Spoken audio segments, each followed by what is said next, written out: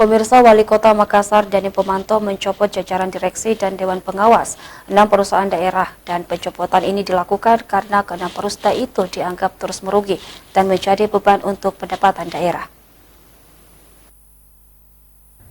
Wali Kota Makassar Dani Pomanto mengatakan pencopotan seluruh direksi Perusda Makassar bukan tanpa alasan. Ia beralasan perusda terus merugi dan menjadi beban bagi pendapatan daerah, sehingga perlu direstrukturisasi. Perusahaan yang dicopot jajaran direksi dan Dewan Pengawasnya yakni PDAM Bank Perkreditan Rakyat, Perumda Pasar Makassar Raya, Perumda Parkir Makassar Raya, dan PD Terminal Makassar Metro. 6 perusda milik Pemkot Makassar ini selanjutnya didelegasikan kepada tim percepatan penataan BUMD. 6 perusda ini akan ditata ulang sekaligus melakukan seleksi kembali terhadap direksi dan juga Dewan Pengawas. Dani menegaskan setoran dividen dari perusda tersebut ke pemerintah Kota Makassar sangat minim dan jauh dari target. Padahal perusahaan itu diharapkan bisa menopang pendapatan asli daerah atau PAD.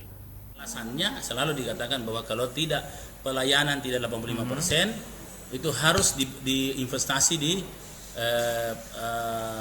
infrastruktur.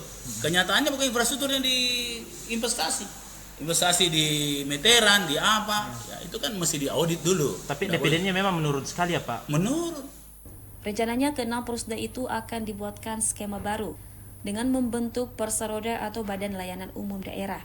Hanya saja perubahan itu mesti melalui kajian yang matang. Mardianto Hamid, Celebes TV.